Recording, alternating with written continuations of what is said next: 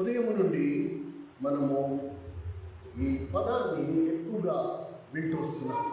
నిత్య జీవము అనే పదాన్ని మనం వింటున్నాం కనుక దాని కొనసాగింపులోనే ఈ నిత్య జీవపు జీవితం గురించి, నిత్య జీవాన్ని గురించి మరికొన్ని సంగతులు పరిశుద్ధాత్మ దేవుని సహాయంతో మనము ధ్యానిద్దాం. పరిపూర్ణ గ్రహింపు. నిత్య జీవము అంటే ఏంటి? ఎక్కడి నుంచి వస్తుంది? ఎవరిస్తారు? అసలు నిత్య జీవం అంటే ఏంటి? ఈ మాటలు మనం ఎంతైనా తెలుసుకోవాల్సిన అవసరం చాలా ఉంది. లేకపోతే సగటు క్రైస్తవునికి తాను మరణించిన తర్వాత ఏం జరగబోతుందో, ఎక్కడికి వెళ్ళబోతున్నాడో దాని గురించి సరైన అవగాహనలే. పశ్చిమ గోదావరి జిల్లాకు వచ్చిన తర్వాత ఈ 15 సంవత్సరాలలో నేను విన్న మాట, సేవకుల నోటి నుంచి కూడా విన్న మాట, నిత్య జీవము అంటే సదాకాలం దేవునితో ఉండడం. ఈ లోకంలో ఉన్నంత కాలం నుండి ఈ లోకంలో మనము కాలము ముగించిన తర్వాత దేవుని దగ్గరికి వెళ్తాము, సదాకాలం దేవునితో ఉంటాం. క్రైస్తవ సమాజంలో అత్యంత ప్రసిద్ధి చెందిన వాక్యం ఒకవేళ ఏదైనా ఉంది అంటే దేన్ని అంటారు? అది అన్యులు కూడా ఆ వచనాన్ని, దేవుని నమ్ముకున్న వారు కూడా ఆ వచనం మాట్లాడతారు. ఆ వచనం ఎత్తి వాళ్ళకి కంటత అందరికీ the most famous words in the Bible. అత్యంత ప్రసిద్ధి కలిగిన వచనం ఒకవేళ బైబిల్ ఏదైనా ఉందంటే అదేంటి? యోహాను సువార్త 3వ అధ్యాయం 16వ వచనం. దేవుడు లోకమును ఎంతో ప్రేమించెను కాగా తన అద్వితీయ కుమారుని యందు విశ్వాసముంచువాడు నశింపక నిత్య జీవము పొందినట్లు ఆయనను అనుగ్రహించెను. చూడండి, నేను చూడకుండా చెప్పాను. ఇది అందరి నోటంట కంటత. సండే స్కూల్ పిల్లలకైతే రుద్ది చెప్తారు. అంటే దేవుడిని, యేసుక్రీస్తు ప్రభు ఈ లోకానికి ఎందుకు వచ్చాడు అని మనం ప్రశ్న వేసుకుంటే దానికి సమాధానం ఏమొస్తుంది? మనలో ఏ ఒక్కరూ నశింపక నిత్య జీవము పొందినట్లు ఆ పరలోకమందున్న తండ్రి ఆ యేసుక్రీస్తు ప్రభువుని ఈ లోకమునకు పంపినట్టుగా మనము చూస్తాం. అయితే ఇక్కడ మనము గుర్తించాల్సింది ఏంటంటే, నిత్య జీవము అనే మాటకు అర్థం ఏంటి? ఏం చేస్తే మనకి నిత్య జీవం వచ్చినట్టు? ఇప్పుడు అందరం మనం మార్మల్స్ పొందాం, దేవుని దగ్గరికి వచ్చాం, దేవుని అంగీకరించాం, పాపాలను ఒప్పుకున్నాం, రక్షింపబడ్డామని చెప్తున్నాం. ఇప్పుడు మనం నిత్య జీవం కలిగి ఉన్నామా? లేదు. ఇప్పుడు మనం నిత్య జీవం కలిగి ఉన్నామా? లేదు. యోహాను సువార్త 3:16 ప్రకారంగా దేవుడు లోకమును ఎంతో ప్రేమించెను కాగా తన అద్వితీయ కుమారుని యందు విశ్వాసముంచు ప్రతివాడును నశింపక నిత్య జీవం పొందినట్లు ఆయన అనుగ్రహించను. కనుక నీవు నేను నశించి నరకానికి వెళ్ళిపోకుండా ఆ యేసుక్రీస్తు ప్రభు ఈ లోకానికి వచ్చాడు. ఎందుకు వచ్చాడు? ఆ నిత్య జీవాన్ని మనకి ఇవ్వడానికి వచ్చాడు. ఇప్పుడు మనం ఆ నిత్య జీవం కలిగి ఉన్నామా? లేవా? ఇది ఫస్ట్ ప్రశ్న. కనుక ఎప్పుడైతే నేను మీకు రెఫరెన్స్ తీసి చూపిస్తున్నానో ఆ రెఫరెన్స్ అన్ని చిన్న చిన్న చుక్కలు, దాన్ని మీరు కలిపితే మీకు పూర్తి బొమ్మ కనబడుతుంది. కనుక సాధ్యమైనంత వరకు రాసి పెట్టుకోండి, సరేనా? కనుక ఇప్పుడు ప్రభు ఎందుకు వచ్చాడు? నాకు నిత్య జీవం ఇవ్వడానికి వచ్చాడు. నేను నశించకుండా నాకు నిత్య జీవం ఇవ్వడానికి వచ్చాడు. అసలు నిత్య జీవం అంటే ఏంటి? నిత్యము ఉండే జీవము. నిత్య జీవము అనే మాటకు అర్థం ఏంటి? అంతము లేనిదా? అసలు మరణము లేనిదా? నిత్య జీవము అనే పదానికి అర్థం ఏంటంటే కేవలం అంతము లేనిది కాదు, ప్రారంభము కూడా లేనిది. ఆది అంతము లేని జీవితాన్ని నిత్య జీవం అంటాం. దానికి ఆది లేదు అంటే ప్రారంభము లేదు, దానికి అంతము లేదు, అది నిత్య జీవం.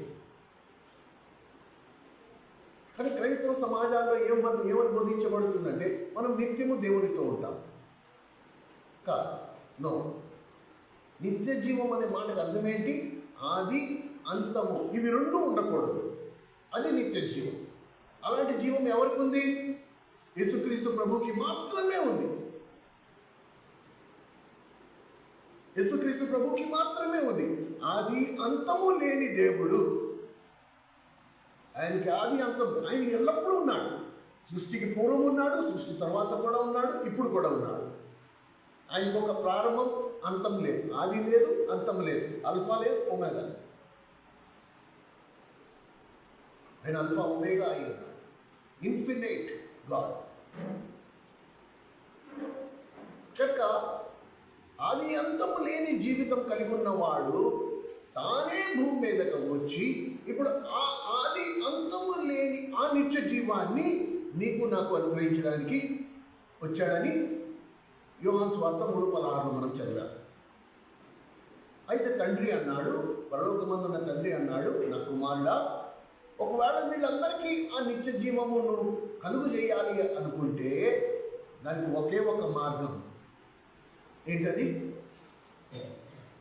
నువ్వు సిలువలో మరణించాలి. మనం ఎలాంటి లోకంలో ఉన్న ఒక్కసారి కరెక్ట్గా కొంచెం ఆలోచన చేద్దాం.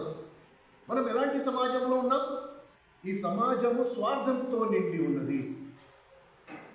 ఈ సమాజం స్వార్థంతో నిండి ఉన్నది. కనుక ఒకవేళ వాకిట్లో అడుక్కునేవాడు ఎవడైనా భిక్షగాడు వచ్చాడు అనుకో, ఆ భిక్షగాడికి ఏం వేస్తాం మనం? చెప్పు. భిక్షం వేస్తాం. ఆ భిక్షంలో ఏం వేస్తాం? భిక్షగాడికి భిక్షంలో ఏం వేస్తాం? నిన్న మిగిలిపోయిన అన్నం. ఎందుకంటే అది నాకు అవసరం లేదు, ఎలాగో బయట పడేయాల్సిందే, కనుక భిక్షగాడికి వేస్తాం. ఈ లోకం ఎంత స్వార్థం అంటే నాకు అవసరం లేని దానిని నేను ఇస్తాను. అదే నాకు అవసరం అనుకో, నేను అస్సలు ఇవ్వను. ఇది స్వార్థంతో కూడిన జీవితం.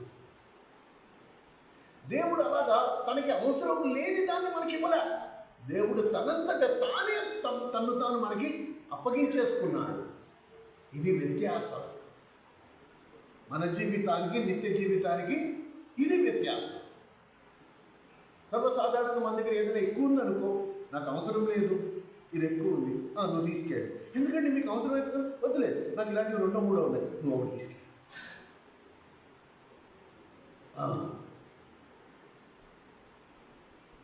అలాంటి సమాజంలో మనం ఉన్నాం.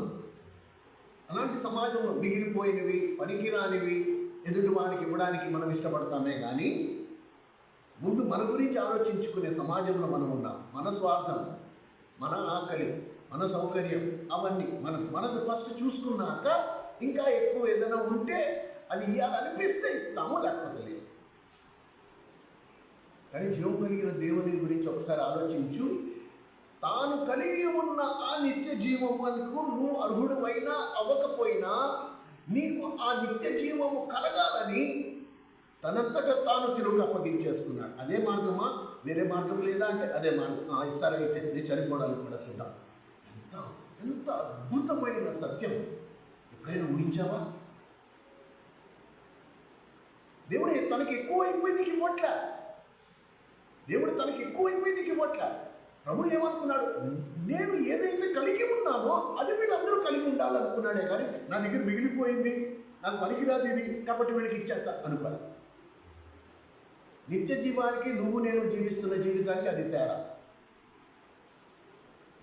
ఈరోజు నాకు ఎలాంటి సౌకర్యాలు ఉన్నాయో ఈ సౌకర్యాలు వీళ్ళకి కూడా ఉండాలి. ఈరోజు నేను ఎలాంటి ఆశీర్వదింపబడిన అనుభవంలో ఉన్నానో అలాగే వీళ్ళు కూడా ఆశీర్వదింపబడిన అనుభవంలో ఉండాలి. అది నిత్య జీవం. ప్రియమైన సహోదరుడా, సహోదరి, చాలా తక్కువ మందికి ఈ నిత్య జీవం ఉంది. నేను మిమ్మల్ని బాధ పెట్టడానికి ఈ మాట అనట్లే. చాలా కొద్ది మందికి, వెరీ ఫ్యూ పీపుల్. అందుకనే ప్రభు అన్నాడు, ఆ మార్గం కనుగొని వారు కొందరే, వెరీ ఫ్యూ పీపుల్. ఎందుకంటే ఈ లోకాన్ని వదులుకోలేదు. నిత్య జీవానికి ఈ లోకానికి మధ్యలో ఒకవేళ బ్యారేజ్ వేసుకుంటే, ఒకవేళ ఏది కావాలి అనుకుంటే వాడు సాతాను గాడు అన్నాడు, నువ్వు నా కాళ్ళు మొక్కితే ఈ లోకం అంతా నీదే. ఉదయం దేవుడు మాట్లాడిన మాట వాస్తవం. వాడు నీకు ఈ లోకాన్ని ఎంత అందంగా చూపిస్తాడంటే అసలు నిత్య జీవం నీ కంటికి కనపడదు. కనుక మనము ఈ లేఖనాలు గమనిస్తే, ఒకవేళ నేను నిత్య జీవం కలిగి ఉన్నాను, నేను ఎంతమంది నిత్య జీవం కలిగి ఉన్నాను చేతులు ఎత్తి చూపించండి అని ప్రశ్న వేశాను అనుకో, ఫస్ట్ డౌట్, అసలు నిత్య జీవం ఇంతవరకు మేము వేరే అనుకున్నాం, రక్షింపబడ్డాం కాబట్టి మాకు నిత్య జీవం ఉంది, అందరూ చేతులు ఎత్తేవారు. ఇప్పుడు చేతులు ఎత్తడానికి భయం వేస్తోంది. ఫస్ట్ నిత్య జీవం ఉందా లేదా ఎలా తెలుస్తుంది? ఒకవేళ నిజంగా నీకు నిత్య జీవం ఉన్నట్లయితే యేసుక్రీస్తు ప్రభు జీవములో కొత్త గొప్ప నీకు కూడా ఉంటుంది. యేసుక్రీస్తు ప్రభు కలిగి ఉన్న జీవములో కొత్త గొప్ప నీకు కూడా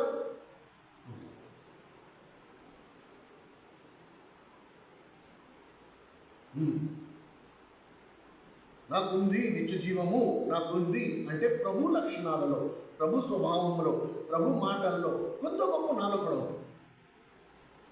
అవి లేకుండా నాకు నిత్య జీవం ఉందంటే నన్ను నేను మోసపరుచుకుంటున్నాను. అది అంతము లేని జీవము, ప్రభువులో ఉన్న ఆ జీవములో అంతా కాదు, కొద్దో గొప్ప నాకు కూడా ఉంటుంది, నాలో కూడా ఉంటుంది. అప్పుడు నేను నిత్య జీవం గలవాడిని కనీసం చెప్పుకోవచ్చు. అంటే దేవుణ్ణి ఆరాధించడం వేరు, దేవుని గురించి నా మాటలు వినడం మరొక ఎత్తు.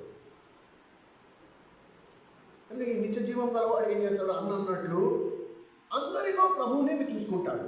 వాని కంటితో యోగు రాసినట్టు, నా కంటితో నేను నిబంధన చేసుకున్నా, పరాయి స్త్రీ వైపు నేను చూడను అని నిబంధన చేసుకున్నా. కానీ నిత్య జీవం గలవాడు ఏమని నిబంధన చేసుకుంటాడు కదా, నా ప్రభువుని తప్ప నేను వేరే వారిని ఎవరిని చూడను. కనుక నేను ఎవరిని చూసినా వాణిలో నా ప్రభువునే చూసుకుంటాను, కానీ వాణిని నేను అసలు చూడను.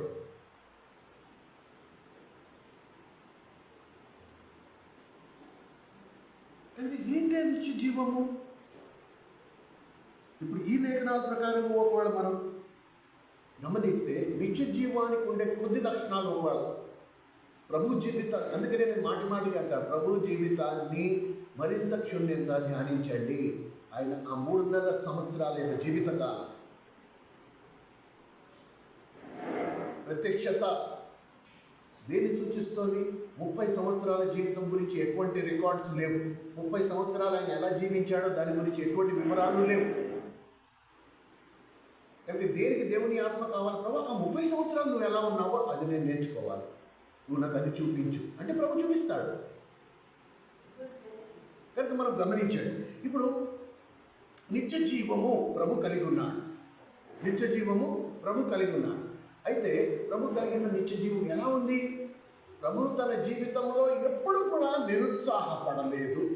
నంబర్ 1, ప్రభు తన జీవితంలో ఎప్పుడు కూడా డిప్రెషన్, మనోవేదన కలిగి ఉండలేదు.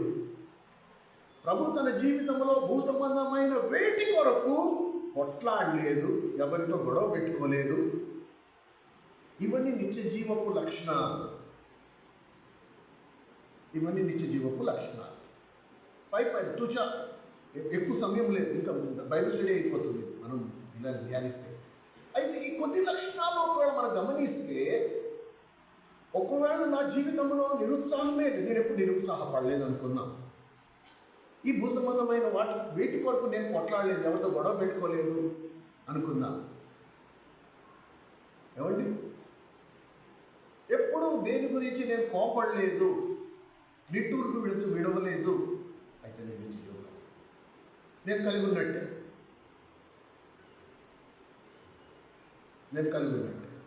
కానీ ఈ వాక్యానికి వ్యతిరేకంగా మన జీవితాలు కనబడుతూ ఉంటాయి. ఒక్కొక్కసారి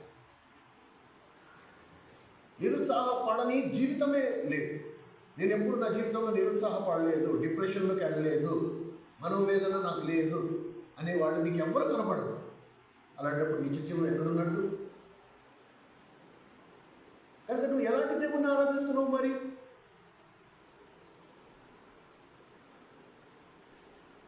ఆ నిత్య జీవం గురించి పరిపూర్ణ అవగాహన మనకు ఉండాలి. నిత్య జీవం అంటే ఏంటి?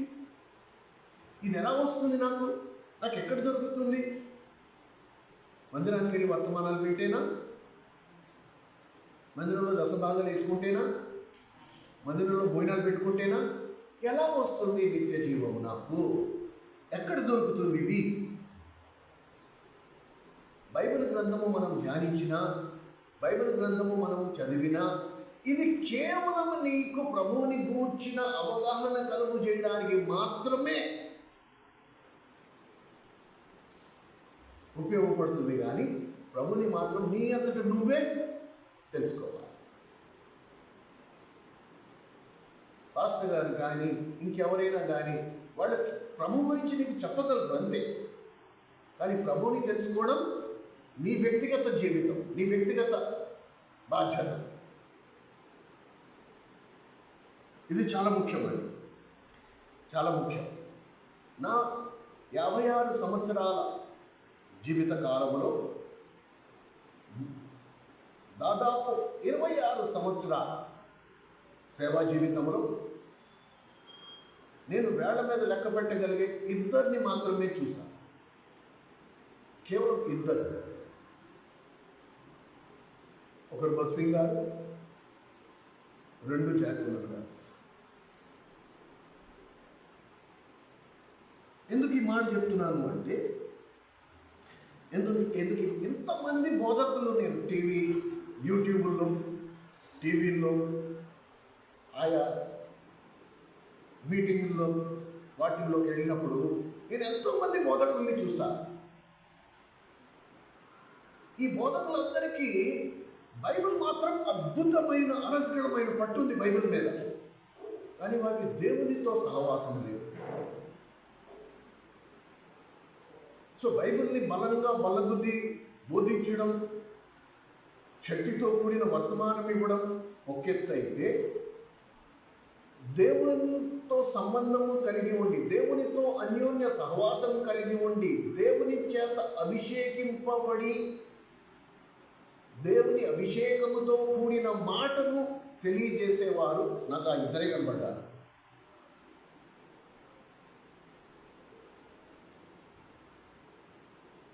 మిగతా బోధకులు ఎంతమందిని నేను గమనించాను, ఎంతమందిని నేను తెలుసుకున్నాను, ఎంతమందితో నాకు పరిచయం ఉందో, వాళ్ళ జీవితాలలో కొంతమందిలో గర్వం చూశా, కొంతమందిలో అహంకారం చూశా, కొంతమందిలో చంచలత్వాన్ని చూశా.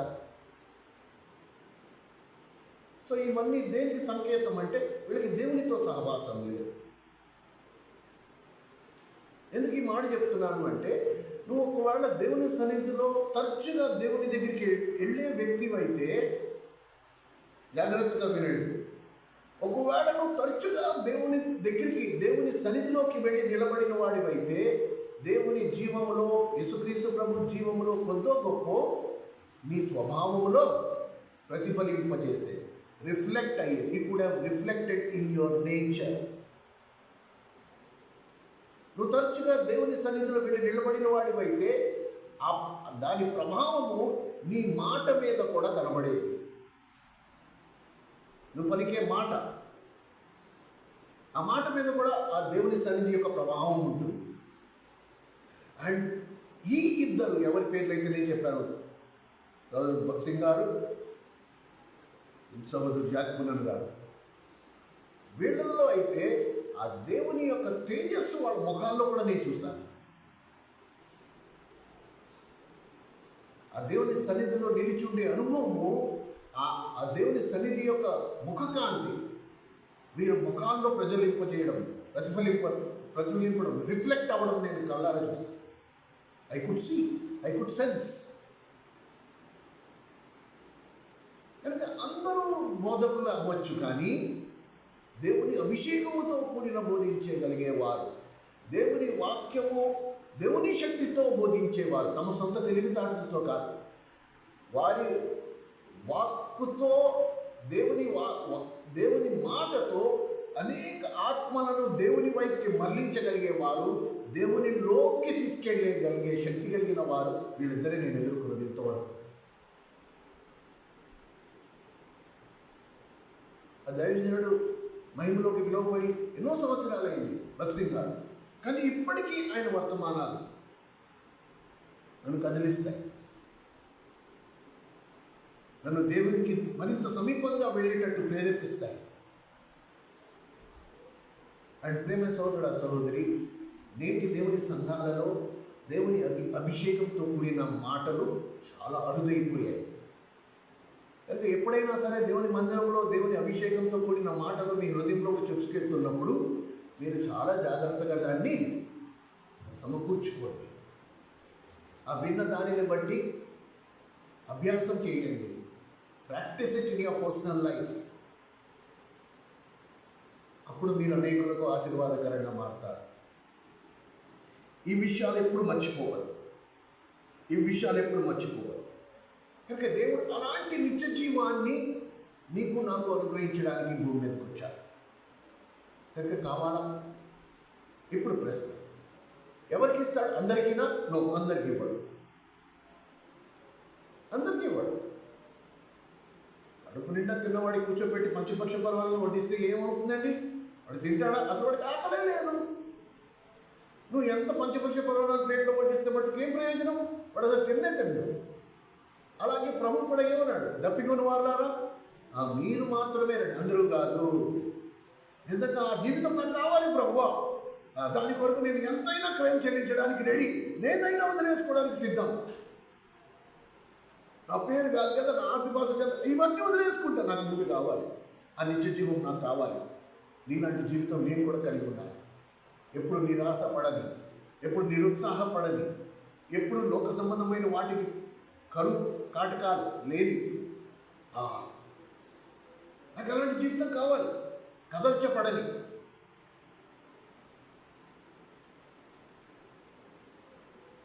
దాని కొరకు నేను ఎంతైనా క్రయం చెల్లించడానికి సిద్ధం. ప్రభు ఇస్తాడు. God is willing to give. ఎంతగా అంటే నీకు అది ఇవ్వడానికి తాను మరణ పర్యంతము మరణించడానికి కూడా వెనకాడలేదు. నువ్వు పొందేదానికంటే నీకు ఇవ్వడానికి దేవునికి ఇంకా ఎక్కువ ఆతృత, ఆసక్తి దేవునికి కలిగి ఉన్నాడు. ఈ విషయాన్ని మనం ఎప్పుడు మర్చిపోకూడదు. కనుక మనము ఈ సత్యాన్ని గ్రహించాలి. ఒకటి. రెండోది, నాకు ఆ ఆశ, ప్యాషన్, ఇది కూడా ఉండాలి. ఇప్పుడు నిత్య జీవం దగ్గరికి వద్దాం. ఉదయం అన్న తీసుకున్న రెఫరెన్స్ ఒకవేళ మనం గమనిస్తే నిత్య జీవం అంటే ఏంటి? యోహాను సువార్త 17వ అధ్యాయం. ఈరోజు మీరు కొన్ని సత్యాలు, ఇంతకు ముందర ఆ వాక్యాన్ని మీరు చదివారు, కానీ ఆ సత్యాన్ని మీరు బహుశా గమనించి ఉండకపోవచ్చు. కనుక పరిశుద్ధాత్మ దేవుడు ఆ సత్యాలు ఈరోజు మీకు బయలుపరుస్తాడు. మీరు విన్న తర్వాత మీకు కూడా ఆశ్చర్యం వేస్తుంది. నిజంగా వీటిని మనం ఇంతగా ధ్యానించలేదు. యోహాను సువార్త 17వ అధ్యాయం, పేజ్ నెంబర్ తీసిన వాడి పేజ్ నెంబర్ చెప్పండి. యోహాను సువార్త 17వ అధ్యాయం 98వ పేజీ. ఈ యోహాను సువార్త 17వ అధ్యాయాన్ని దయచేసి అందరూ జ్ఞాపకం ఉంచుకోండి. ఇందులో ఈ అధ్యాయం ఒక ప్రత్యేకమైన అధ్యాయం. ఎందుకంటే చాలామంది ప్రభువు నేర్పించిన ప్రార్థన అనే పేరు దేనికి పెడతారు? పరలోకపు ప్రార్థన. కొంతమంది రకరకాల, ఎవరికి ఎలా తోచిందో ఆ ప్రార్థన ఆ పేరు పెట్టి అది పరలోకపు ప్రార్థన అని మందిరంలో మీటింగ్ అంతా అయిపోయాక కొంతమంది చేశారు. పరలోకమందున్న మా తండ్రి ఈ నామం మహిమపరచబడు కాక. అది ప్రభు మనకి నేర్పించాడు. అది ప్రభు ప్రార్థన కాదు. కనుక ఈరోజు మీరు తెలుసుకోవాల్సిన మొట్టమొదటి సత్యం ఏంటంటే, యేసుక్రీస్తు ప్రభు ఎప్పుడు ప్రార్థన చేయాలన్నా ఏకాంతంలోకి, అరణ్యంలోకి వెళ్ళిపోయేవాడు. ఆయన ఒంటరిగా ఉన్నప్పుడు, చుట్టుపక్కల ఎవ్వరూ లేకుండా ఉన్నప్పుడు ఏకాంతంలో తండ్రికి మొరపెట్టుకునేవాడు. ఆయన ఏం ప్రార్థన చేశాడో ఎవరికి తెలియదు. కానీ ఈ యోహాను సువార్త 17వ అధ్యాయము మొత్తం 1వ వచనం నుండి 26వ వచనం వరకు ఈ ఒక్క ప్రార్థనే ఇట్స్ ఎ పబ్లిక్ ప్రేయర్, బహిరంగ ప్రార్థన, అందరికీ వినపడేటట్టు చేశాడు. మనం కూడా మన జీవితంలో అనేక సార్లు ప్రార్థన చేస్తూ ఉంటాం. కొన్ని ప్రార్థనలు మనము ఎవరు వినకూడదు అని చెప్పి మన పడగదిలోకి వెళ్ళి ప్రభుత్వ ఏకాంతంలో ఉన్నప్పుడు చేసే ప్రార్థన. ఆ ప్రార్థనలో కొన్ని గూఢమైన సంగతులు మనం ప్రార్థించే వారిగా ఉంటాం. అది అందరికీ తెలియకుండా ఉండాలి అనే ఆశతో మనం రహస్యంగా మౌనంగా ప్రార్థన చేసేవారిగా ఉంటాం. కొన్నిసార్లు అందరు సమీక్షంలో అందరూ ఉండగా ప్రార్థన చేస్తాం. అది బహిరంగ ప్రార్థన. ఈ బహిరంగ ప్రార్థనలో నువ్వు చేసే ప్రార్థన అందరూ వింటారు, అందరికీ తెలుస్తుంది నువ్వేం ప్రార్థన చేస్తున్నావు. కనుక ప్రభు జీవితంలో మొత్తం బైబిల్ గ్రంథంలో ఈ యోహాను సువార్త 17వ అధ్యాయం ఒక్కటే అతి పొడుగైన బహిరంగ ప్రార్థన ప్రభు చేసింది. ఈ ప్రార్థన అందరూ వినాలనే చేశారు. అందుకు ఫస్ట్ ఇది మనసులో పెట్టుకోవాలి. మొదటి వచనం మీరు చూడండి, 17వ అధ్యాయం మొదటి వచనం. యేసు ఈ మాటలు చెప్పి ఆకాశం వైపు కనులెత్తి ఇట్లా నేను ఇప్పుడు తండ్రి అని సంబోధిస్తున్నాడు. అంటే ఎవరితో చెప్తున్నాడు? తండ్రితో చెప్తున్నాడు. కనుక మొట్టమొదటి సత్యము మనందరూ తెలుసుకోవాల్సింది ఏంటి? యోహాను సువార్త 17వ అధ్యాయము ప్రభు చేసిన బహిరంగ ప్రార్థన. ఎవరికి? తండ్రికి చేశాడు. కనుక తండ్రికి చేస్తున్నప్పుడు ప్రభు పలికిన అసలు ప్రభువులో అబద్ధమే లేదు. ప్రభు పలికిన మాటలు అసలు ఎప్పుడు అబద్ధం లేదు. ఇప్పుడు ఇది మొట్టమొదటిసారి ప్రభు చేసిన ప్రార్థనలో ఏం చేశాడు నువ్వు కనుక ఒక్కసారి వింటే నిజంగా ఆశ్చర్యం వేస్తుంది. ఏం ప్రార్థన చేశాడు? తండ్రి, నా గడియ వచ్చి ఉన్నది, నీ కుమారుడు నిన్ను మహిమపరచినట్లు నీ కుమారుని మహిమపరచుము.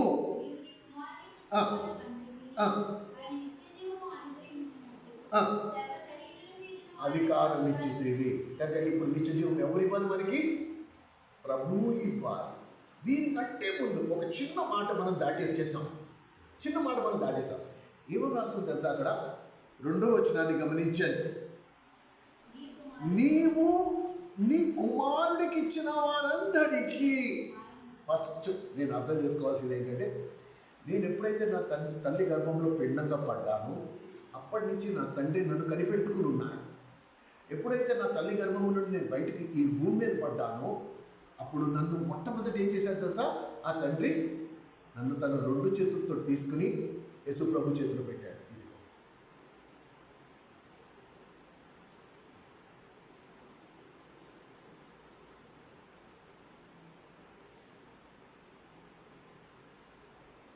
చాలా మంది గ్రహించేది ఈ మాట. ఈ ఒక్క చోటే కాదు, ఈ ప్రార్థనలో 2-3 చోట్ల ఈ మాట వచ్చింది. కనుక ఫస్ట్ నువ్వు నేను అర్థం చేసుకోవాల్సింది ఏంటంటే, నువ్వు నేను ఆషామాషి కాదు. నువ్వు నేను విలువ లేని వారము కాము. నువ్వు ఒక ప్రత్యేకమైన సృష్టి. You are the most important person. అత్యంత విలువైన వ్యక్తివి. కాబట్టే తండ్రి నువ్వు పుట్టగానే నిన్ను తీసుకుని యేసు ప్రభు చేతికి అప్పగించాడు. అందుకని ప్రభు ఏమంటున్నాడు? నీవు నీ కుమారుడికి ఇచ్చిన అందరికీ ఆ నిత్య జీవము. ఇది ఫస్ట్ సత్యం మనం అందరూ నేర్చుకోవాలి. నా మటుకు నేనేమనుకుంటున్నా, నా తల్లి గర్భంలో పుట్టా, నా జాతకాన్ని బట్టి ఏదో మంచి చెడు ఏదో అయితే జరుగుతా పోయింది. నేను ఏ పాటి వాడిని, అసలు నాకు ఏం విలువ ఉంది? తండ్రి నిన్ను అలా చూడట్లే. తండ్రి దృష్టిలో నువ్వు ఎంతో విలువైన ఆణిముత్యాలు. అందుకని నువ్వు పుట్టగానే నిన్ను తీసుకెళ్ళి ప్రభు చేతికి అప్పగించాడు. కుమారుడా, ఇదిగో వీడు నీ తమ్ముడు, వీడిని నువ్వు జాగ్రత్తగా కాపాడుకోవాలి. వీనికి నువ్వు నిత్య జీవము కలుగు చేయాలి. వీరికి నువ్వు నిత్య జీవాన్ని ఇవ్వాలి. అప్పటి నుండి ఆ కుమారుడైన యేసు నువ్వు ఎన్నిసార్లు అవిధేయుడైనా, ఎన్నిసార్లు ఆయన గాయాలు రేపినా, ఎన్నిసార్లు ఆయన అవమానపరిచినా, ఎన్నిసార్లు నువ్వు ఏడ్చి కన్నీళ్లతో ఆయన దుఃఖపెట్టినా, ఆయన నిన్ను విడవక ఎడబాయక నిన్ను త్రోసిపుచ్చక నీకు కృప వెంబడి కృప దయచేస్తూ నిన్ను కనిపెట్టుకుంటూ. ఎందుకలా? తండ్రి అప్పగించిన బాధ్యత. నువ్వు నేను క్రీస్తు బాధ్యత.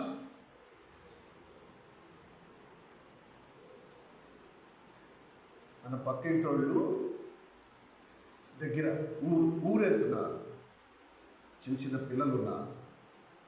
ఆ పిల్లల్ని తీసుకొచ్చి మనకు అప్పగించారు. కొంచెం ఊరెళ్తున్నామండి, సాయంత్రం కల్లా వచ్చేస్తాం, మా పిల్లలు కాస్త జాగ్రత్తగా చూడండి. సరే అమ్మా, దానికేముంది, మోమాటానికి మనం అంటాం, మనకి ఇంట్రెస్ట్ ఉన్నా లేకపోయినా. అయ్యో దానికేముంది, పిల్లలు ఇక్కడ ఉంచండి అని. వాళ్ళు అలా వెళ్ళారో లేదో, వీళ్ళందరూ మొదలు మన ఇంట్లో ఈ వస్తువు తీశారు, అక్కడ పెట్టారు, ఆ వస్తువు తీసి ఇక్కడ పెట్టారు, కింద మీద వేసేసారు, మంచం ఎక్కేశారు, గొత్తులు వేసేసారు. ఆ పరుపు అంతా దుమ్ము బాడి అయిపోయింది, కాళ్ళు కడుక్కోకుండా బాడి కాళ్ళతో దుప్పట్లన్నీ మాసిపోయి. ఇవన్నీ చూసి ఇప్పుడు ఏమంటాం మనం, బాబు వీటికి వెళ్ళి ఆడుకోండి మీరు. ఒక గంటలో నువ్వు నేను విసిగిపోతున్నావు, ఒక గంటలో, వితిన్ 1 hour. అలాంటివి ఎన్ని సంవత్సరాలు ప్రభు నిన్ను నన్ను కనిపెట్టుకుని ఉన్నారు. మన మాటతో బాధ పెట్టాం, మన ప్రవర్తనతో బాధ పెట్టాం, మన లోక ఆశలతో బాధ పెట్టారు. అయ్యో నీకు నిత్య జీవం కలుగు చేయడానికి నేను నిన్ను కనిపెట్టుకుని నా చెక్కనెత్తుకుని నేను నిన్ను పోషిస్తా ఉంటే ఇంకా ఈ లోకంలో వాళ్ళన్నారు వీళ్ళు అన్నారు, నాకు అది కావాలి ఇది కావాలి. ఎంతకాలం నేను నిత్య జీవం ఇవ్వడానికి వస్తే మీరు దేనికండి ఏడుస్తుంది? అర్థం కావట్లే.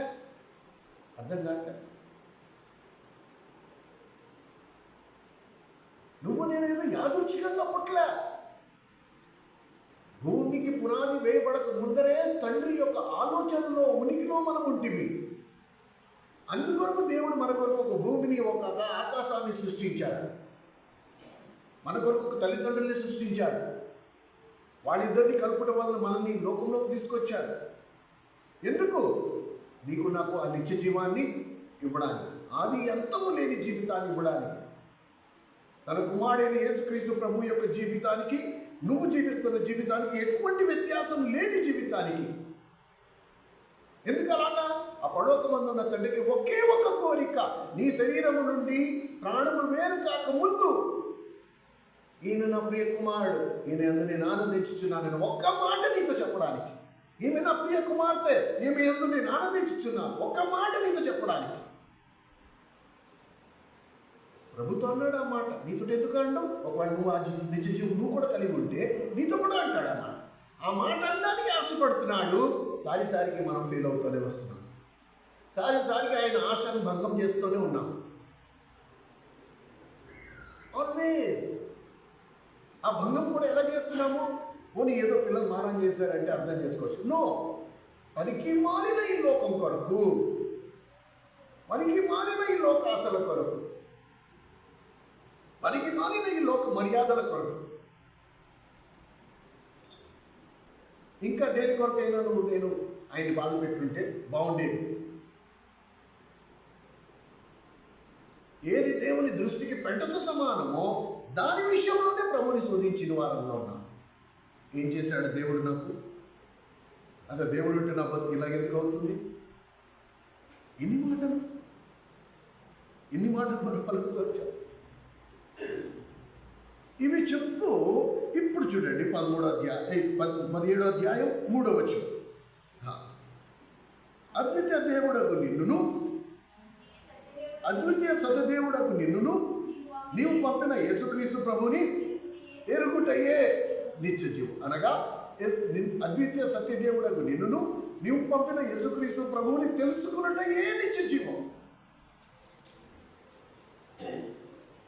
కనుక ఎంతవరకు ప్రభుని తెలుసుకున్నావు నువ్వు నేను అంటే ఒక్క మాటతో తేల్చేస్తావు. ఏంటి? ఆయన నా పాపముల కొరకు ఈ లోకంలోకి వచ్చాడు, నా పాపముల కొరకు శిలువలో మరణించాడు. అంతేనా?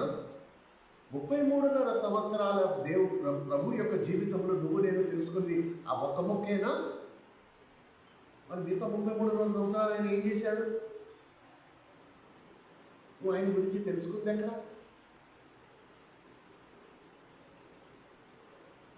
అలాంటప్పుడు నీకు నాకు నిత్య జీవం ఉందని ఎలా చెప్తాం మనం? అద్వితీయ దేవుడకు నిన్నును, సత్యదేవుడకు నిన్నును, నీవు పంపిన యేసుక్రీస్తు ప్రభుని ఎరుగుటయే నిత్య జీవం. ఒక రోజుల్లో తెలిసిపోతాడా? తెలియదు. ఒక రోజులో తెలుస్తుందా? తెలియదు. Okay, correct. మన పిల్లలకి స్కూల్కి పంపిస్తాం. దేనికి? వాళ్ళకి అక్కడ కఠినమైన లెక్కలు నేర్పిస్తూ ఉంటారు. వాడికి రాదు. నేను చూసాను మొన్న హారిక తన హోంవర్క్, లెక్కలో హోంవర్క్లో ఐదో ఎక్కం ఇలా నోట్బుక్ ఇలా ఉంది. ఇక్కడ 5 ఎక్కం ఒకసారి, ఇక్కడ ఒకసారి, ఇక్కడ ఒకసారి, ఒకే ఎక్కాన్ని 4 సార్లు రాయమని హోంవర్క్ ఇచ్చింది వాళ్ళ టీచర్. ఎందుకలాగా? ఎందుకు హోంవర్క్ ఇస్తారు? ఎందుకు స్కూల్లో అంత చిన్న లేత వయసులో ఉన్న పిల్లలకి కఠినమైన లెక్కలు ఎందుకు నేర్పుతారు? అవసరమా అంటే అవసరం. ఇప్పుడు తెలియదు దాని విలువ. రేపు వాళ్ళు ఎదిగిన తర్వాత వాళ్ళకి అర్థమవుతుంది ఎందుకు.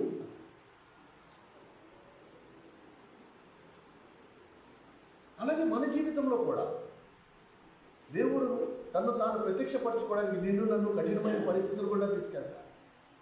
ఒక రోజులో మనకు తెలియకపోవచ్చు, కానీ మాటి మాటికి మనం అదే ఆకలి, అదే ధ్యాస మనం కలిగి ఉండాలి. ప్రభుని తెలుసుకోవాలి. ఆ నిత్యజీవం నాకు కూడా కావాలి. అదేంటి, నాకు ఒకరోజు నేను ప్రభులాగా ఉంటున్నాను, కానీ రెండో రోజు మళ్ళీ నేను పడిపోతున్నాను, మళ్ళీ ఏడుస్తున్నాను, మళ్ళీ బాధపడుతున్నాను. కానీ ప్రభు అయితే ఇలా లేడే.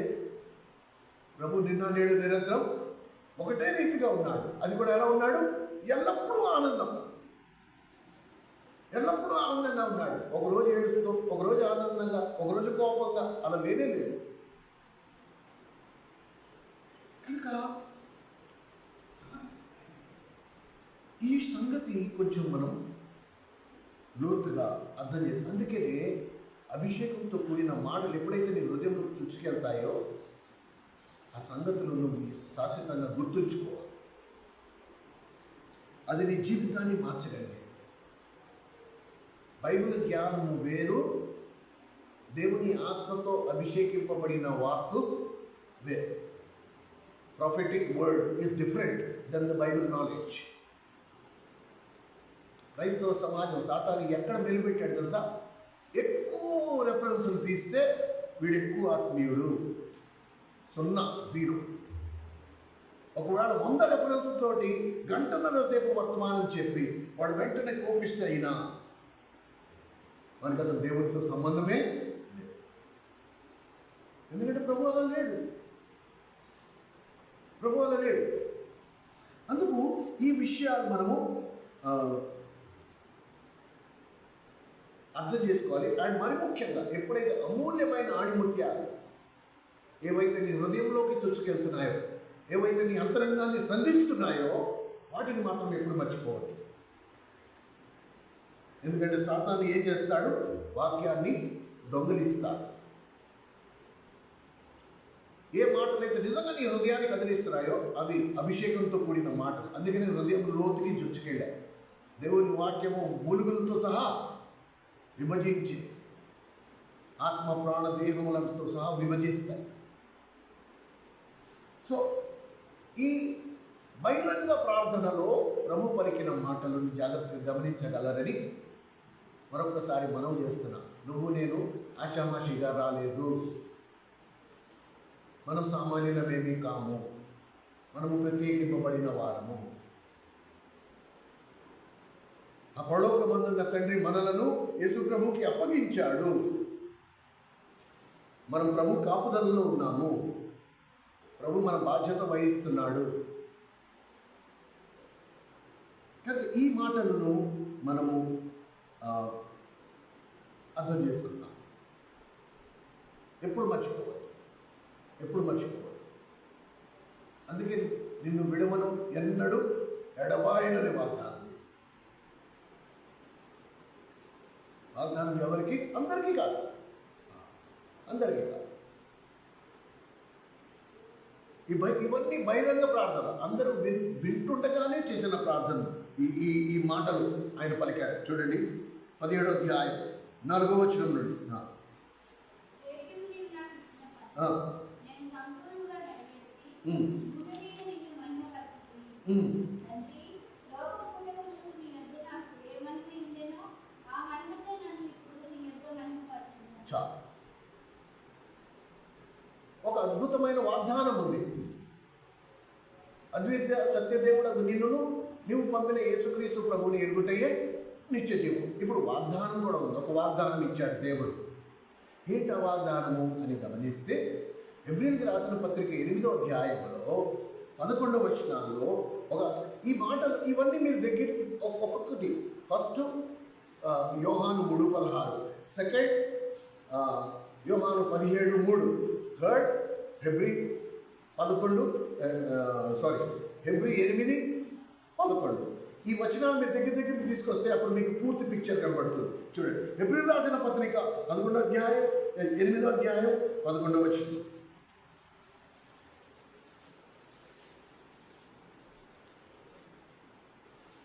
హెబ్రీయులకు రాసిన పత్రిక 8వ అధ్యాయం 11వ వచనం.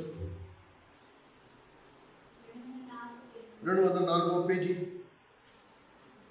11వ వచనం. వారిలో ఎవరును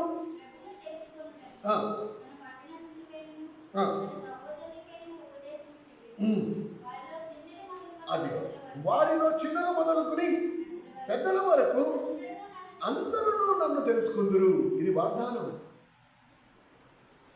అద్వితీయ సత్యదేవుడు నిన్నును నీవు పంపిన యేసుక్రీస్తు ప్రభుని తెలుసుకుంటాయే నిత్య జీవం అన్నప్పుడు ఇప్పుడు ప్రభు వాగ్దానం ఏమిస్తున్నాడు? వారిలో చిన్నల మొదలుకుని పెద్దల వరకు, పెద్దల మొదలుకుని చిన్నల వరకు కాదు. కనుక ఈ మందిరంలో అందరికంటే చిన్నోళ్ళు ఎవరు? కనుక ఎవరికి వారు అనుకోవాలి, నేను అందరికంటే చిన్నోడు. ఆత్మీయంగా నేను చాలా చిన్నవాడు, నాకు అసలు ఏమీ తెలియదు. కనుక ప్రభువే ఆ మాట అంటున్నాడు, నీలో చిన్నలు మొదలుకుని పెద్దల వరకు అందరూ నన్ను తెలుసుకుంటారు. అంటే ఈ నిత్య జీవం నేను అందరికీ ఇవ్వాలని ఆశపడుతున్నాను. నీకు నిజంగా ఆకలి ఉన్నా, నీకు నిజంగా ఆ దాహం ఉన్నా ప్రభు తాను నీకు ప్రత్యక్షపరుచుకుంటాడు. నీకు అది అనుగ్రహించాలని కోరుకుంటున్నాడు. కానీ మన దౌర్భాగ్యం ఏంటంటే మనం ఏ స్థితిలో ఉన్నామంటే దాన్ని గుర్తించలేని స్థితిలో ఉన్నాం.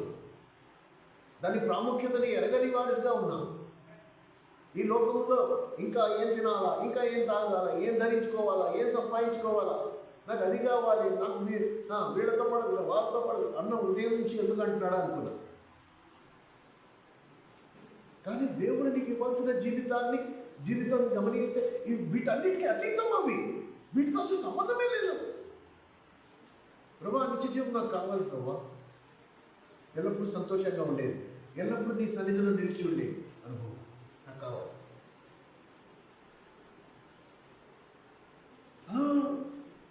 ఈ లోకంలో ఉన్న వాటి కొరకు ప్రాకులాడుతూ మనం ఎంత సమయం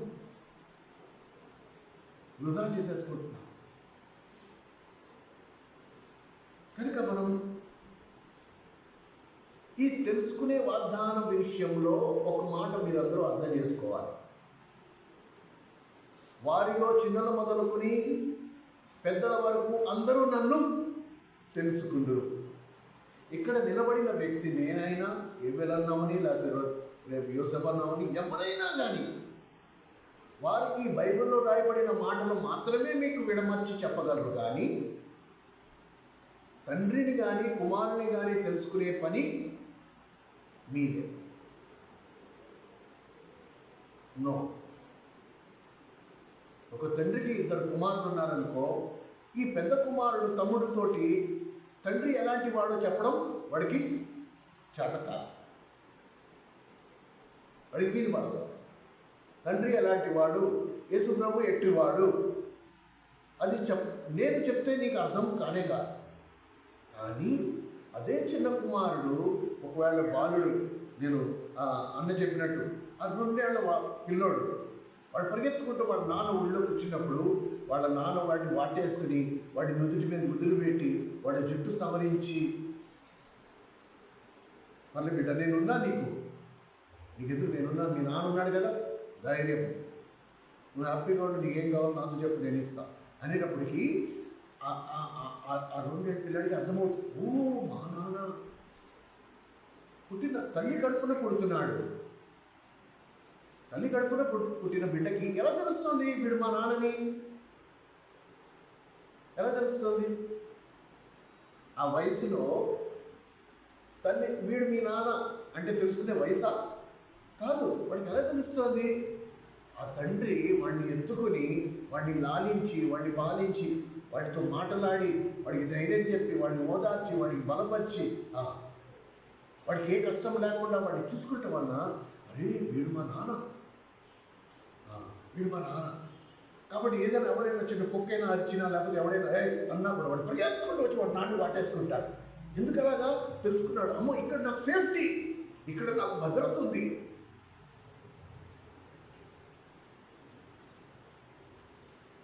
కనుక ప్రభువుని తెలుసుకోవడం అనేది అది నీ వ్యక్తిగతంగా నీ మీద ఆధారపడింది. కనుక ఏం నేర్చుకోలేదు? ఈరోజు నువ్వు నిరాశ, నిట్టూర్పు, దుఃఖము, బాధ, ఈ సకల విధమైన భావాలతో కూడిన జీవితం నువ్వు ఏడుస్తున్నావంటే కారణం ఏంటి? అది నువ్వు నేర్చుకోలేకపోయావు. తండ్రి ఎట్టివాడు నీకు తెలియకపోయావు. అసలు నువ్వు తండ్రి దగ్గరికి వెళ్తే కదా నువ్వు ఆ తండ్రి సన్నిధిలో నిలిచుంటుంటే, ఆ తండ్రి నిన్ను తన ఒళ్ళో కూర్చోబెట్టుకుని నిన్ను ఓదార్చుంటే, నిన్ను జుట్టు సవరించి, నీ నుదుటి మీద ముద్దు పెట్టి, భయపడకు నేను ఉన్నాను అని చెప్పుంటే నువ్వు ఎలా ఉండేవాడు? నువ్వు ఎలా ఉంటావు అసలు? అరే మా నాన్న ఉన్నాడు. ఇప్పుడు హార్దిక్ ఉన్నాడు, వాడు బయట ఆడుతున్నాడు.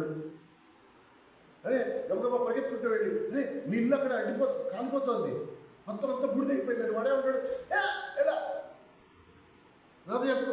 మా డాడీ ఉన్నాడు, మా డాడీ చూసుకుంటాడు. వాడు అసలు భయపడ్డు. మా డాడీ ఉన్నాడో లేదో చూసుకుంటాడు, మా అమ్మ ఉందా లేదో చూసుకుంటాడు. ఫినిష్. మా మమ్మీ డాడీ ఉన్నారు, నాకేం కావాలి? మా అమ్మ నాన్నతో. వాడు అంటాడు, ఆ చిన్నపిల్లడు వాడు అంటాడు, నాకు బిల్డింగ్ ఉండాలి, కనీసం 2 అంతస్తులు ఉండాలి, 3 బెడ్రూమ్ అపార్ట్మెంట్ లేకపోతే నేను అసలు అడ్జస్ట్ అవ్వలేను అంటాడు. హార్దిక్ గాడు ఏమంటాడు? బిడ్డ ఏడ్చేది దేని కొరకు? తల్లి పాలు కొరకు, తల్లిదండ్రుల కొరకు. అంతే. మా అమ్మ నాన్న ఎప్పుడు ఎదుర్కొన్నా ఉండాలి, నాకు ఆకలేసినప్పుడు మా అమ్మ పాలు ఇవ్వాలి. ఫినిష్. ఇల్లుండే నా మెడలో 4 తులాల బంగారు గోల్స్ ఉండాలి, లేకపోతే నాకు నిద్రపోను, నా 5 వేడికి ఉంగరాలు ఉండాలి. అడిగాడా? మనకి ఎన్ని? డిసెంబర్ 31 వచ్చేస్తుంది, 25వ తారీఖులో కొత్త బట్టలు ఉండాలి.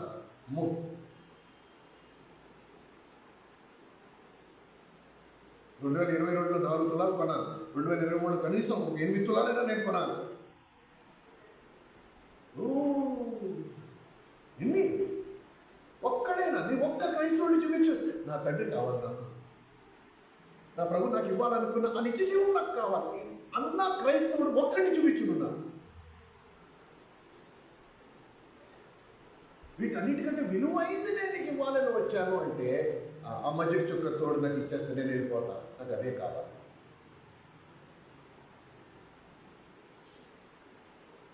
తండ్రి తన రాజ్యాన్నే నీకు ఇవ్వాలని ఆశపడినప్పుడు నువ్వు నేను దేనికి రాజీ పడిపోతున్నామో ఒకసారి ఆలోచించి చూడండి.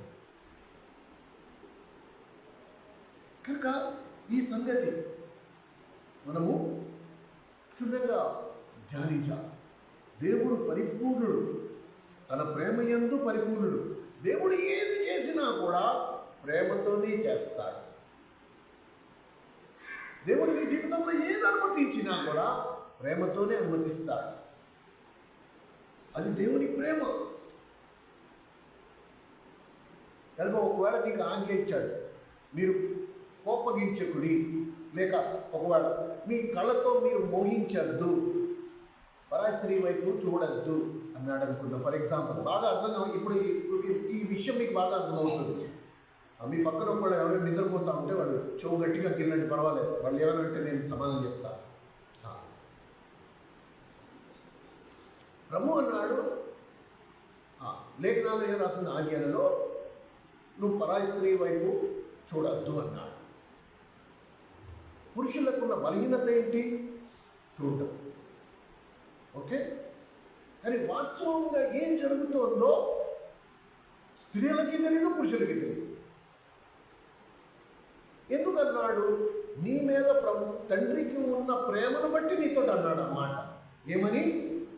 నువ్వు మోహపు చూపుతో చూడద్దు, బ్లూ ఫిలిమ్స్ చూడొద్దు, నీలి చిత్రాలు చూడొద్దు.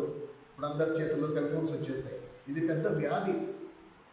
చిన్న పెద్ద అని భేదం లేదు, స్త్రీ పురుషుడని భేదం లేదు. ఇంటర్నెట్ అందుబాటులో ఉంది. ఆ సెల్ ఫోన్లో నువ్వు ముట్టుకున్నా నీకు అక్కర్లేకపోయినా సరే అవి వస్తూ ఉంటాయి. నువ్వు వెతకలేదు, ఏం లేదు. ఇది సాతాను గడి కుట్ర.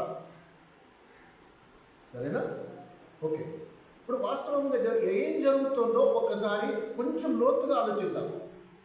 ఎప్పుడెప్పుడు నువ్వు దేవుడు చెయ్యొద్దు అన్న పనులు చేస్తున్నావో పరోక్షంగా దేవుని కంటికి ఏం కనపడుతుంది తెలుసా? నువ్వు బ్లేడ్ పెట్టి నాట్లు పెట్టేసుకుంటున్నావు.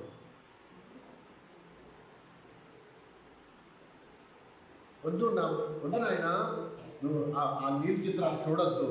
అవి నీ ఆరోగ్యానికి మంచిది కాదు, నీ జీవితానికి మంచిది కాదు. ఆ నంది చిత్రాలు నువ్వు చూడొద్దు అంటే నువ్వు చూస్తున్నప్పుడల్లా పరోక్షంగా ఏం చేస్తున్నావు? బ్లేడ్తో నీ ఒంటికి నాట్లు పెట్టేసుకుంటున్నావు. ఇది చూసి ఆయన బాధపడుతున్నాడు. ఆ బ్లేడ్ పారేయి అంటే ఆ సెల్ ఫోన్ పక్కన పాడేయి, చూడొద్దు. నీకు తెలియట్లేదు నువ్వు ఎన్ని నాట్లు పెట్టేసుకుంటు, నీ ఒంటిని, నీ జీవితాన్ని నువ్వు ఎలా గాయపరుచుకుంటావో నీకు తెలియదు. ప్లీజ్ ప్లీజ్ ప్లీజ్ దయచేసి నీ సెల్ ఫోన్ పక్కన పెట్టేసి చూడొద్దు అంటా ఉంటే మనం వాటిని చూస్తున్నప్పుడు ఏమవుతుంది తెలుసా? బ్లేడ్తో మనమే కోసేసుకుంటున్నాం చేతిని. కోసుకుంటే ఏమవుతుంది?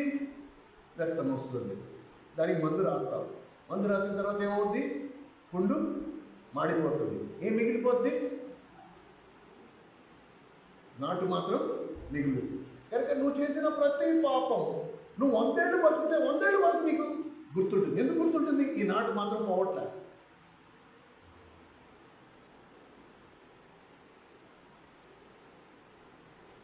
కనుక ఒకవేళ ప్రభు నిన్ను ఏదైనా చేయొద్దు అన్నాడంటే ఎందుకు చేయొద్దు అన్నాడు? దానివల్ల నీకు నష్టము, అందుకనే చేయొద్దు.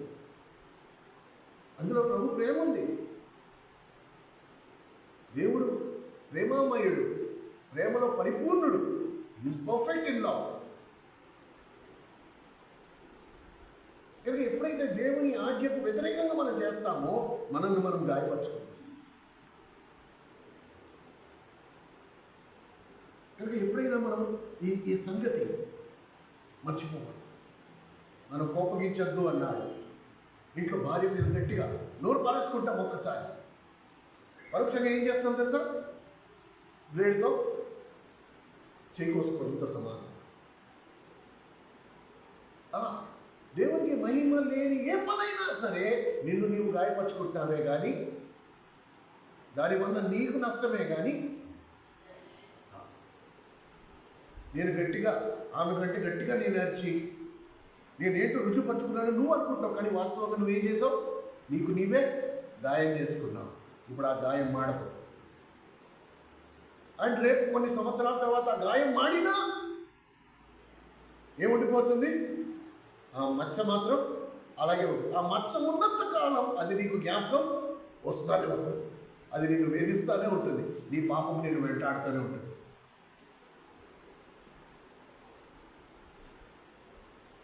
ఇది మనం అందరం అర్థం చేసుకోవాలి. కనుక ఈ పతనానికి, మానవుని యొక్క పతనానికి కారణం ఏంటి? ఎందుకు మానవుడు పడిపోతాడు ఆ స్థాయికి? రోమీయులకు రాసిన పత్రిక 1వ అధ్యాయం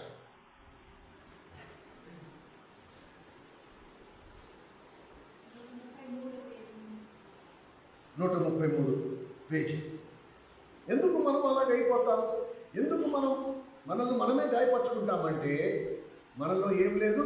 కృతజ్ఞత లేకపోవడము. దేవుడు చేసిన దానిని బట్టి, దేవుడు మనల్ని ఉంచిన స్థానాన్ని బట్టి, దేవుడు మనకి ఇచ్చిన స్థాయిని బట్టి మనకి సంతృప్తి లేక దానికంటే అధికంగా మనల్ని మనం హెచ్చించుకునే పద్ధతిలో మనం ఏం చేస్తాం? మనల్ని మనం గాయపరుచుకుంటూ ఉంటాం. రోమీయులకు రాసిన పత్రిక 1వ అధ్యాయము ఇందులో మానవుని యొక్క దుస్థితి మీరు 18వ వచనం నుండి 32వ వచనం వరకు మీరు గమనిస్తే మానవుని యొక్క దుస్థితి ఎలా ఉందో మనకి అర్థమవుతుంది. అయితే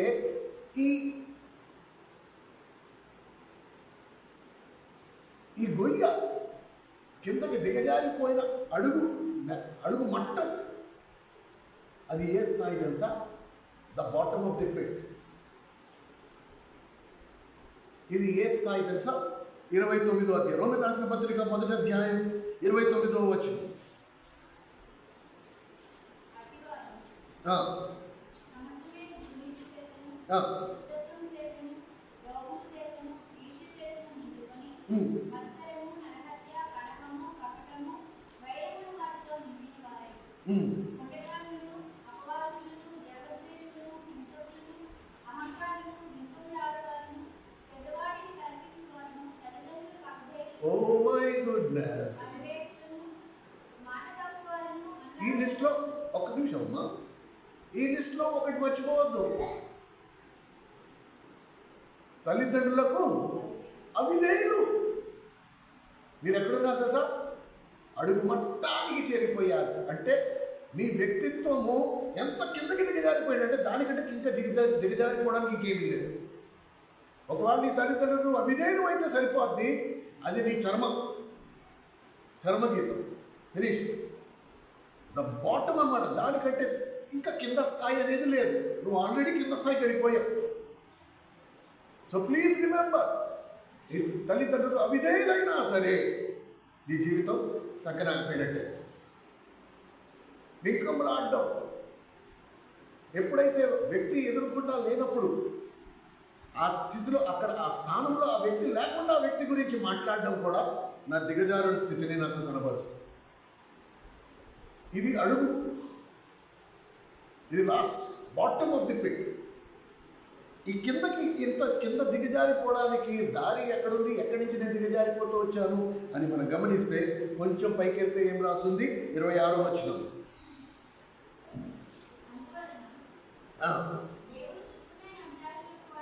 అప్పగించాను. 3 సార్లు ఈ మాట రాస్తుంది. దేవుడే అప్పగించారంటే ఏంటి?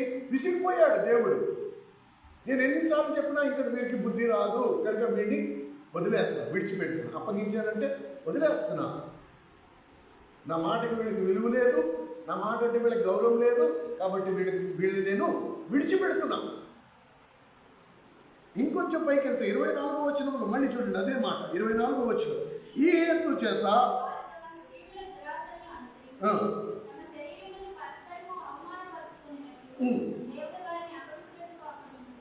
చూసారా?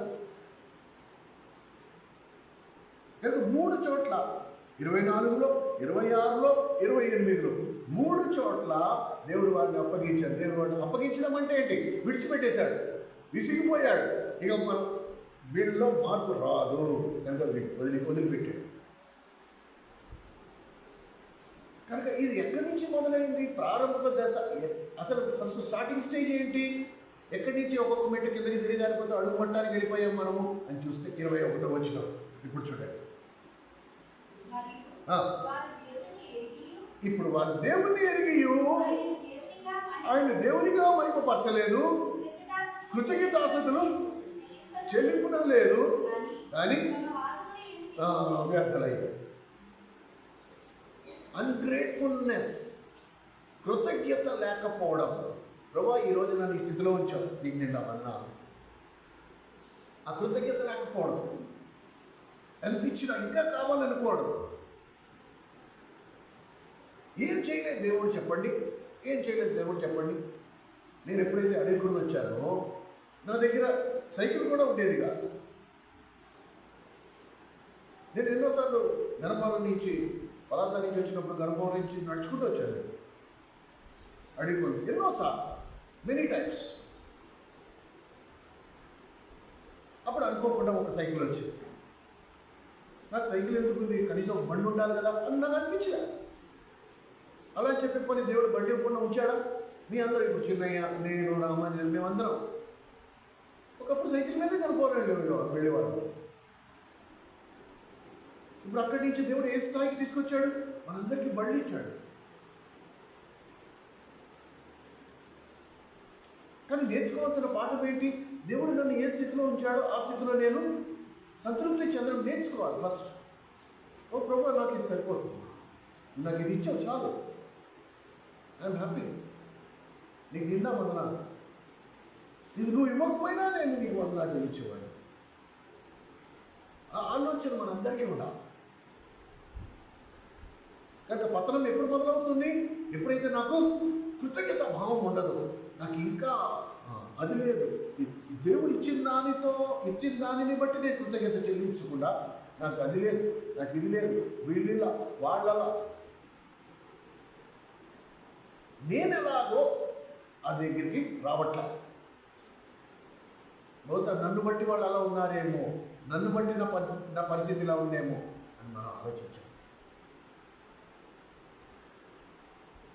కనుక మనము గమనిస్తే ఇప్పుడు కిందకి దిగజారిపోయే బాటను రోమీయులకు రాసిన పత్రిక 1వ అధ్యాయం 21వ వచనం నుంచి 32వ వచనం వరకు మీరు గమనిస్తే మానవుడు కిందకి దిగజారిపోవడం. ఆ లిస్టు మీరు ఇంటికి వెళ్ళాక మళ్ళీ చదవండి, 28వ వచనం నుంచి 32వ వచనం వరకు. అండ్ జాగ్రత్త, ఆ లక్షణాలలో ఏదో ఒకటి మీలో ఉన్నా కూడా మీరు అడుగుమట్టంలో ఉన్నారు. దీన్ని రివర్స్, దీన్ని ఆపోజిట్ జర్నీ, పైకి ఎదిగే జర్నీ ఎలాగా, పైకి ఎదిగే ప్రయాణం ఎలాగా, దేవుని దగ్గరికి చేరే పద్ధతి ఎలాగా, ఏం చేస్తే నేను అడుగుమట్టానికి వెళ్ళకుండా దేవునికి సమీపంగా వెళ్తా. ఎఫెసీయులకు రాసిన పత్రిక 5వ అధ్యాయం, ఎఫెసీయులకు రాసిన పత్రిక 5వ అధ్యాయం.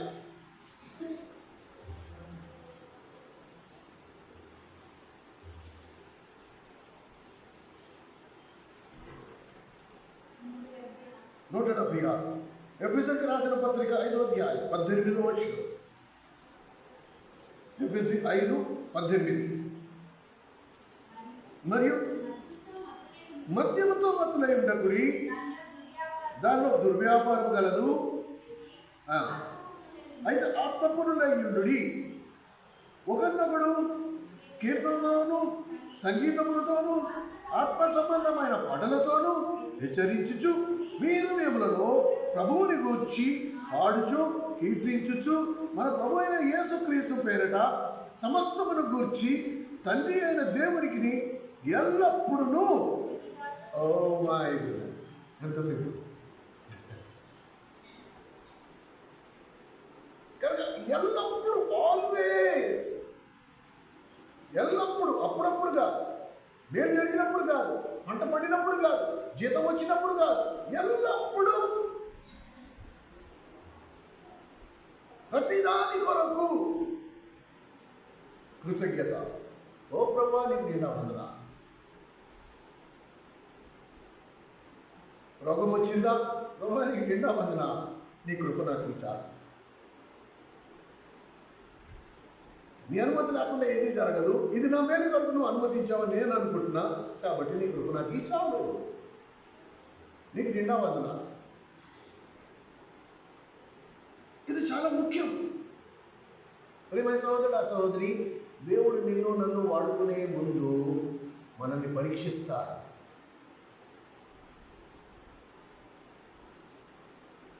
కఠినమైన మార్గాల గుండా తీసుకెళ్తాడు. వ్యాకరణంతలో ఒక అద్భుతమైన ఎగ్జాంపుల్ ఇచ్చారు. మీకు చూడండి, మన జీవితంలో ఒక్కొక్కసారి ఎలాంటి సందర్భాలు ఎదురవుతాయంటే మనం ఏడవక తప్పదు.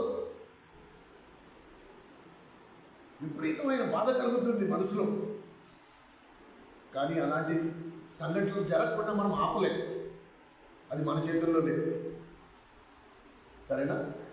దీన్ని ఆయన దేంతో పోల్చాడు తెలుసా? మన పిల్లల్ని, మన హారికాని కానీ హార్దిక్ కానీ రేపు హర్షిత్ని స్కూల్లో వేస్తామా మేమా? వేస్తాం కదా. మొట్టమొదటి రోజు వాడిని స్కూల్కి తీసుకెళ్ళి అంగన్వాడీలో కూర్చోబెట్టినప్పుడు ఎలా ఉన్నాడు వాడు? సంతోషంగా, నవ్వుతో, మమ్మీ టాటా మమ్మీ, నువ్వు ఇంటికి వెళ్ళే, నేను చదువుకుని వస్తాను అన్నాడా? ఎలా ఏడ్చాడు? నేలని తొల్లేసి వాడు నాన్నవాడికి దెబ్బలే కూర్చోమని అని గట్టిగా జాడించి ఒకవేళ ఈడ్చుకు తీసుకెళ్ళి అక్కడ కూర్చున్న వాడు మనసులో ఏమనుకునేవాడు? నేనంటే వీడికి ఇష్టం లేదు. ఆ సీన్ మీరు చూడండి. ఇప్పుడు మళ్ళీ మార్చి ఏప్రిల్ నెలలో మళ్ళీ కొత్త అడ్మిషన్, కొత్త పిల్లలు వాళ్ళు స్కూల్కి వచ్చేటప్పుడు అక్కడి నుంచి చూడు, వాళ్ళ అమ్మ నాన్న వాళ్ళని తీసుకెళ్ళి అక్కడ దిప్పుతారు. వాళ్ళు ఎలా ఏడుస్తారంటే మనకే బాధేస్తుంది. అయ్యో ఇంత అవసరమా, ఇంత లేత వయసులో ఇప్పుడు వీళ్ళ స్కూల్కి వెళ్ళకపోతే కొంపలు ఏమైనా అడ్డుకుపోతాయా అని మనం అంటూ ఉంటాం. కానీ ఆ తల్లిదండ్రులు ఏమంటారు, ఏంటండి మీరు అలా మాట్లాడతారు, ఇప్పుడు కాకపోతే ఇంకెప్పుడు కూర్చుంటావా తోలు తీయమంటారు. ఓ మై గుడ్నెస్, ఎందుకలా అంటారు? ఎందుకంటే తల్లిదండ్రులు తమ పిల్లలను ప్రేమిస్తున్నారు కాబట్టి.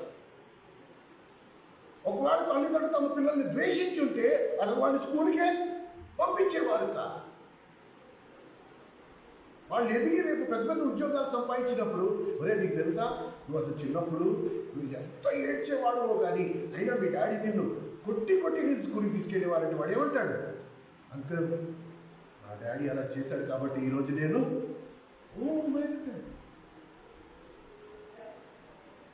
కనుక జీవం కలిగిన దేవుడు ఒక్కొక్కసారి నీ జీవితంలో ఎలాంటి పరిస్థితులు అనుమతిస్తాడంటే, అయ్యో నువ్వు ఎంత ఏడ్చినా కూడా నాకు అవసరమా, నాకు ఈ బాధలు కష్టాలు నాకు ఇబ్బందులు ఇవన్నీ నాకు అవసరమా అంటే నీకు అవసరం.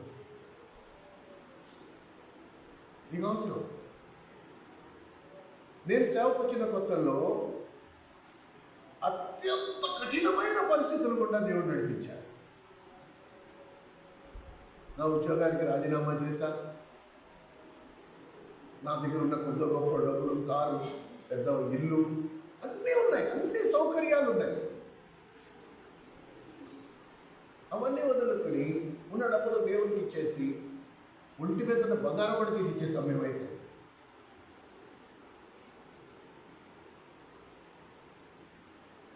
ఒంటి మీద ఉన్న బంగారం కూడా తీసి ఇచ్చేసాం మా గొంతులు. ఇవి మళ్ళీ మమ్మల్ని శోధిస్తాయేమో, మళ్ళీ మమ్మల్ని లోకంలోకి లాగుతాయేమో, కానీ పూర్తిగా కట్టుబట్టలు అన్నీ వదిలేసుకున్నాం. దేవుడు ఎంత కఠినమైన పరిస్థితులు కూడా నడిపించాడంటే అప్పుడు మాకు అర్థమయ్యేది కాదు. దేవుని సేవకు వచ్చామంటే పూల మాట అనుకునేవాడు, అన్నీ దేవుడే చూసుకుంటాడు అనుకునేవాడు. వారానికి 2 రోజులు అది కష్టం మీద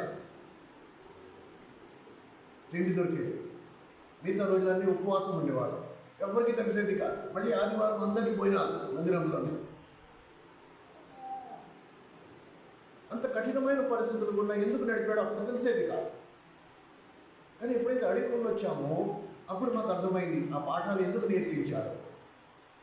ఇక్కడ ఉన్న వారితో అప్పుడు మేము వాళ్ళతో కలిసి పోవడానికి మాకు వీలు పడేది. నాకు కొత్త అనిపించేది కాదు. ఇదేంటి ఇంత చిరాకు అలా అనిపించేది కాదు. మాకు చిన్న పాకైనా ఇలా ఒంగుని లోపలికి వెళ్ళిపోవడానికి మాకు ఇబ్బంది పడేవాళ్ళు కాదు. ఎందుకంటే దేవుడు ముందుగానే ఆ బాట గుండా తీసుకొచ్చాడు. యేసుప్రభు పుట్టాలంటే ఒక భవనం సృష్టించలేడా తండ్రి? అసలు దిక్కు ముక్కు లేని పశువుల పాక, పశువుల మధ్యలో పుట్టాల్సిన అవసరం ఏముంది? అందుకనే పేదవారితో తను తాను కలుపుకోవడానికి ఇబ్బంది కలగల. కానీ ఈ విషయాలు మనం ఎప్పుడు గుర్తుంచుకోవాలి. మన జీవితంలో కఠినమైన పరిస్థితులు వస్తున్నాడు. దేవుడు నన్ను ప్రేమించాడు కాబట్టి నా మేలు కలిగే దేవుడు దీని గుండా తీసుకెళ్తున్నాడు. వాడికి ఇష్టం లేదు స్కూల్కి వెళ్ళాం. వాడు చక్కగా ఇంట్లో ఉండి వాళ్ళ అమ్మ దగ్గర గారాలుగా ఉంటూ వాడు అడిగినవన్నీ వాళ్ళ అమ్మ చేసి పెడుతూ ఆ లైఫ్ ఎంతో హ్యాపీగా ఉండేది. కానీ కఠినంగా హృదయాన్ని కఠినపరుచుకుని వాడిని స్కూల్కి బలవంతంగా ఎందుకు పంపిస్తామంటే వాడిని ప్రేమించాడు కాబట్టి. వాళ్ళ నాన్న వాడిని ప్రేమించాడు. రేపు వాడు ప్రయోజకుడు కావాలి కాబట్టి ఎంత కఠినంగా కష్టమైనా సరే అండ్ స్కూల్లో వెళ్తే పోనీ అరే వీడు ఫలానా వాడు పిల్లాడు, వీడు ఏం చదవక్కర్లేదు, వీడికి మార్కులు వేసేస్తామంటారా? నో. అవసరమైతే వాడిని బయట నిలబెడతారు, వాడికి పనిష్మెంట్ ఇస్తారు.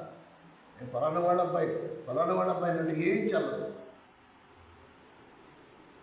వాడికి కూడా కఠినమైన పాఠాలు అన్నీ వాడు. ఎందుకు? ఇప్పుడు ప్రయోజకుడు కావాలి.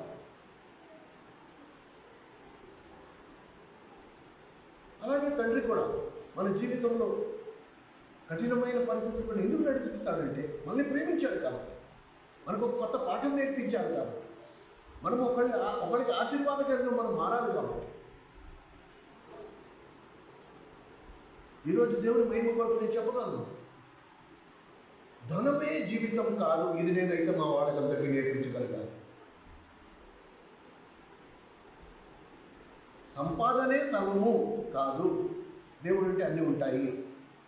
ఇది అయితే మా వాళ్ళకైతే నేను నేర్పించగలిగాను.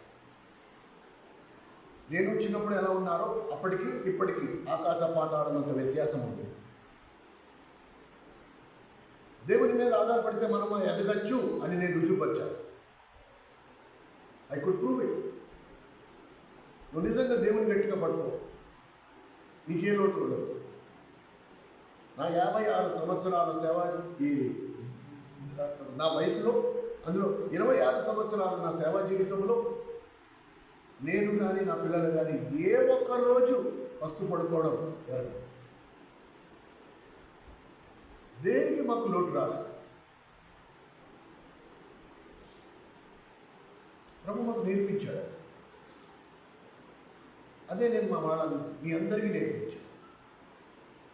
దేవుని వైపు చూడు, ప్రభు సమకూర్చుకుంటాడు, ప్రభు చేస్తాడు. ఎక్కడి నుంచి వస్తుందంటాడు, పైనుంచి ఆకాశం నుంచి పడుతుందంటే ఆకాశం నుంచే పడుతుంది. నువ్వు చూడట్లేదు అంతే, నీ కంటికి కనబడట్లేదు. నీకు ఉత్తరం ఎవరో ఉత్తరం రాశారండి, ఆ ఉత్తరం ఎగురుకుంటూ, అమలాపురంలో రాసిన ఉత్తరం ఎగురుకుంటూ అడిగినప్పుడు వస్తుందా? ఎవరు తీసుకొచ్చిస్తున్నారు? ఆ పోస్ట్ మ్యాన్ తీసుకొచ్చి అడ్రస్ ఇది ఫలానా వాడు ఇక్కడే ఉంటారండి, ఇదిగోనండి మీకు ఉత్తరం వచ్చింది. అలాగే దేవుడు కూడా తన దూతను పంపిస్తాడు.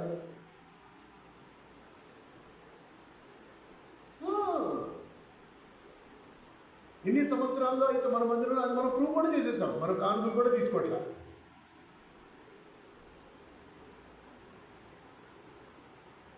ఇవన్నీ ఎందుకు అంటే ఏకైక కారణం, దేవుడు నీకు నిత్య జీవాన్ని అనుగ్రహించాలనుకుంటున్నాడు.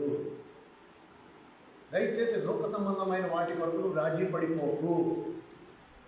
అతి శ్రేష్టమైన పర సంబంధమైన జీవితాన్ని నీకు ఇవ్వాలనుకుంటున్నాడు. ఏ జీవితంలో నువ్వు ఎల్లప్పుడూ ఆనందంగా ఉంటావు, ఏ జీవితంలో ఎల్లప్పుడూ తృప్తి కలిగి ఉంటావు. దేని కొరకు నువ్వు ప్రయాసపడక్కల్లా, దేవుని సమయంలో దేవుడే దాన్ని నీకు సమకూరుస్తాడు. అలాంటి జీవితం దేవుడు నీకు నాకు ఇవ్వాలనుకుంటున్నాడు. దాన్ని కాకుండా ఈ లోకంలో ఉండే వ్యర్థమైన వాటి కొరకు మన సమయాన్ని వృధా చేసుకుని, మన జీవితాన్ని పాడు చేసుకుని, అనేకులకు ఆశీర్వాదకరంగా ఉండాల్సిన మనం చేయుటకు దేవుడు నీకు నాకు అప్పగించిన పనిని మనం చేయకుండా ఆయన్ని మహిమపరచకపోవడం, ఇది ఆయన్ని మనము బాధపెట్టిన వారమే కానీ ఆయన్ని సంతోషపరిచిన వారం కాము. ప్రార్థన చేసుకున్నాను. దయచేసి మోకరించండి.